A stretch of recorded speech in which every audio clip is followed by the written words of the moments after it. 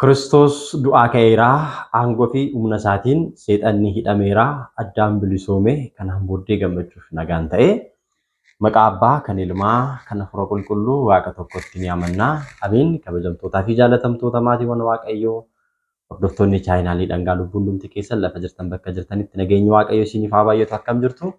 Galanni ulfinni Waaqayyoodhaaf haa ta'u. Nagaa kooti. Baga ayyaana Faasigaa bara 2018 baga ittiin isiniin gahe. Yeroo dheeraadhaaf fuulirraa fagaanneef jirraa jechuudha. Naman barbaaddanii eegan isin barbaadee deebi'ee dhufeetti nan jira jechuudha. Koorsiiwwan hedduu Dhangaa Lubbuu irratti waliin barachaa turreerraa. Ammas immoo akka fedhaa fi eeyyama Waaqayyootti wajjin itti fufnaa jechuudha. Kun immoo ta'uu kan danda'u viidiyoon kun namoota hunduma bira gahee namoonni hundumtuu dhufanii akka barataniif isinis gahee keessan yoo baatan sabiskiraayib laayik gochuudhaaniin sheer gochuudhaaniin namoota biraan yoo geessanidha jechuudha. Guyyaa har'aa viidiyoo kana keessatti kan waliin ilaallu waa'ee ayyaana Faasigaa yookiin immoo du'aa ka'umsaati jechuudha. Akkasumallee gaafiiwwan ayyaana Faasigaatiin wal qabatanii ka'an tokko tokko ni jiru jechuudha. Isaanis maal inni Yesuus Kiristoos maaliif du'ee, gaafa du'u immoo fooniin immoo lubbuudhaan du'ee, Yesuus Kiristoos du'uun isaa dhuguma moo dhugaa miti kanneen jedhanii fi kanneen kana fakkaatan illee as keessatti gaafii namoonni kaasaniif deebii ni argattu jechuudha. Gara xumuraatti nu hordofaa, laayik sheer gochuun dagatinaan isiniin jedha.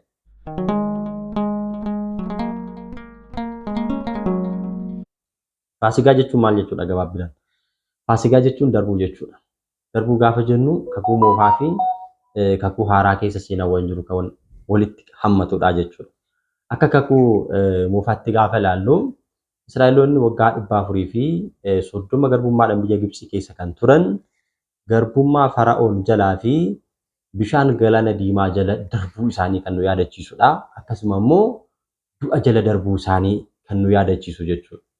Fakkeenyaaf seera bahuu boqonnaa 12 lakkoofsa 13 irratti gaafa dubbifnu Israa'eloonni du'a jala darbuu mallattoo kan isaaniif ta'e oolaa qalatanii nyaatanii, oolaa Faasigaa jedhanii qalatanii nyaatanii dhiiga oolichaa balbala akka dibaniif ture. Ergamaan Waaqayyoo immoo yeroo karaa sanaan darbu dhiigicha yoo argee dha'ichi akka isaan hin rukunne isaan bira darbee warra mallattoo dhiigichaa hin qabne hunduma isaanii maatiiwwan Fara'oonii fi biyya Gibxii keessa kan jiran hundumti isaanii Israa'eloota irraa kan hafan du'aan rukutamaniiru. Kanaafuu du'a jala darbuu keenya kan ittiin yaadannudha jechuudha.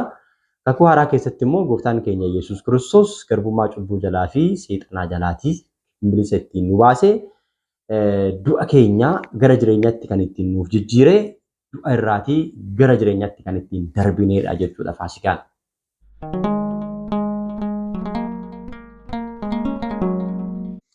Inni biraan Yesuus Kiristoos jechuudha.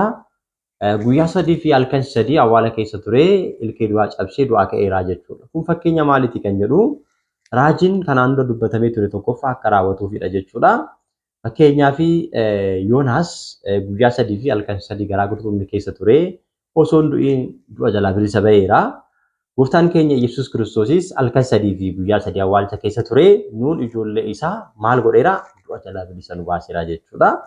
Wangeela Maatiyos boqonnaa 12 lakkoofsa 40 irratti akkuma Yoonaas garaa qurxummii guddicha keessa guyyaa 3 fi halkan 3 ture ilmi namaas akkasuma guyyaa 3 fi halkan 3 garaa lafaa keessanii tura jedhee akkuma dubbate gooftaan keenya Yesuus Kiristoos garaa lafaa keessa halkan 3 fi guyyaa 3 turuudhaaniin jireenya keenya gara du'arraa gara jireenyaatti nuuf jijjiireera jechuudha. Inni biraa Yisaaqidha jechuudha. Abbaan isaa Abrahaam aarsaa dhiyeessuudhaaf gara tulluu Mooriyaatti geessee ture. Bakka isaa immoo oolaan isaaf kenname oolicha aarsaa dhiyeessee Yisaaqiin osoo hin du'in du'a jalaa bilisa baheera. Gooftaan keenya Yesuus Kiristoos oolichi Faasigaa qaraanii irratti gaafa guyyaa Jimaataa nuuf fannifamee du'a keenya fudhatee jireenya nuuf kennee nuun immoo du'a jalaatii bilisa nu baaseera jechuudha. Faasigaa jechuun darbuudha, bilisa bahuudha kan jennuuf kanaafidha jechuudha.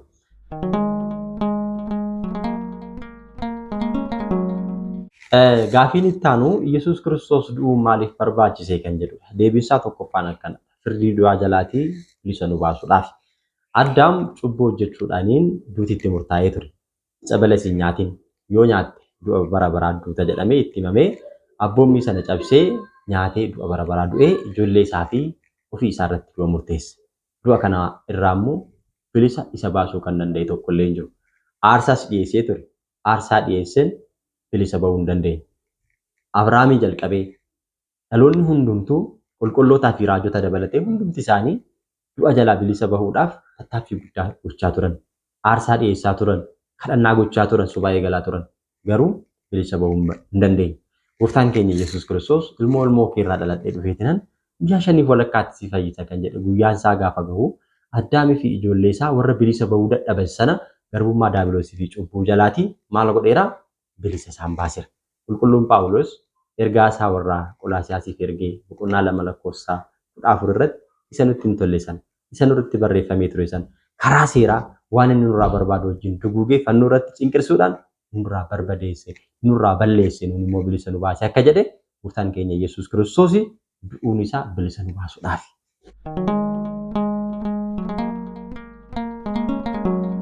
Lammaffaan immoo bakka keenya bu'uudhaaf. Duutii Addaamii fi ijoollee Addaam irratti murteeffamee kan ture silaatii Addaamii fi ijoolleen Addaam hundumtuu kan du'an duutii kan itti murteeffamee turedha jechuudha. Namni gaafa balleessee akkuma santu itti adabama. Addaam inni balleessee sila Addaabitu itti adabama ture.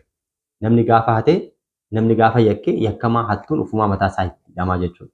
Gooftaan keenya Yesuus Kiristoos yakka keenya ofitti fudhatee bakka keenya bu'ee du'a silaatii nuti du'uudhaaf mallee sana du'ee jireenya nu kennuudhaaf jecha ni du'ee jechuudha. Sadaffaan du'a moo'uudhaaf gooftaan keenya Yesuus Kiristoos halkan 3 fi guyyaa 3 awwaalcha keessa ture.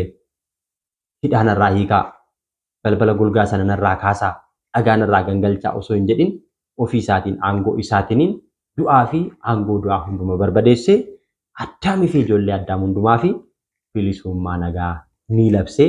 Kanaafuu du'a moo'uudhaaf duuti lammaffaa ilma namaa irratti akka hin mooneef jecha gooftaan keenya Yesuus Kiristoos ni du'e.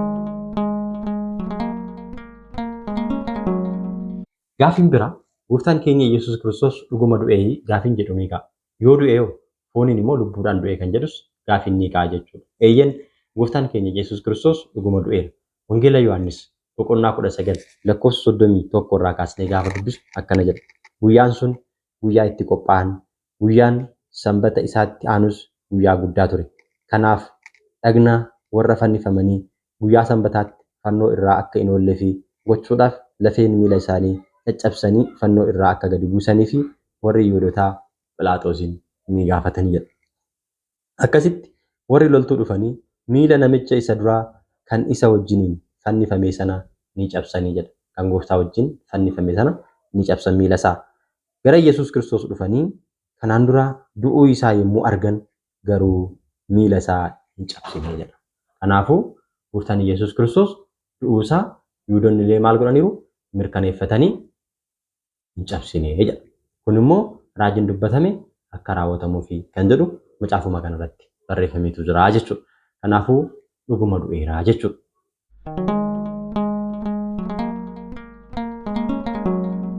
Kan biraa gooftaan Yesuus Kiristoos erga du'e fooniin immoo lubbuudhaan du'e kan jedhu gaafa ilaallu gooftaan Yesuus Kiristoos kan inni du'e foon ilma namaa uffate sanaan qofadha malee lubbuudhaan kun kallee hin duune jechuudha.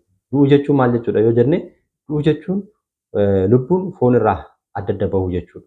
Waaqummaan isaa foon isaa irraa, lubbuun isaa immoo waaqummaa isaa irraatti gargar hin baane jechuudha. Kana gaafa jennu foon isaa awwaala keessa yommuu turu waaqummaan isaa immoo foon sana waliin ture. Kanaafi foon isaa maal hin taane akka namoota warra kaanii hin tortorree jechuudha. Lubbuu isaa gara si'oolii dhaqxee warra si'oolii keessa jiran gaafa gara gannataatti baaftu waaqummaan isaas lubbuu isaa wajjiniin ture. Kanaafi si'ooliin cabdee barbadooftee warri si'oolii keessa jiran hundumti isaanii maal ta'an bilisa bahanii jechuudha.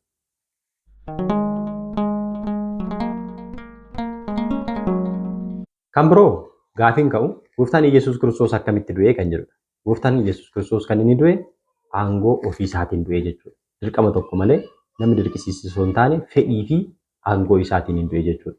Namoonni biroo humna waaqayyootiin ka'aniif Kiristoos garuu waaqummaa isaatiin ka'eeraa jedha qulqulluun Yohaannis Wangeelaa Yohaannis boqonnaa 10 lakkoofsa 18 irratti.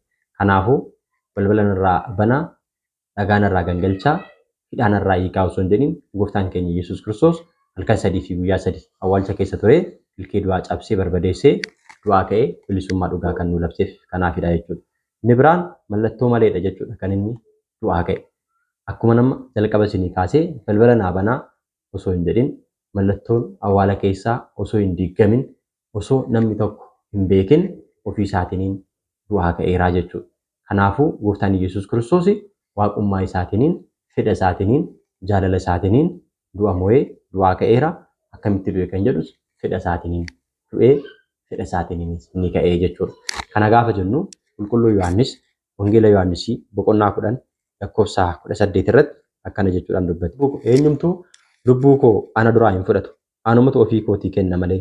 Ani lubbuu koo dabarsee kennuudhaaf ofumaa kootii fudhachuudhaafis aangoo nan qabaa ajajee jechuudhaan hin dubbateera jechuudha. Ofumaa kootiin fudhachuudhaafis aangoo nan qabaa jedhee akkuma dubbate eenyumtiyyuu akka inni du'uuf kan isa dirqisiisee hin jiru jechuudha. Ofii isaatiin ni du'e, ofii isaatiin dabarsee Yihudootatti of kenne, rakkoo fi dhiphina irratti raawwate hundumaa jaalatee rakkoo fi dhiphina ijoollee Addaam hundumaa irratti raawwateef kaasaa kaffaluudhaaf kan raawwatedha.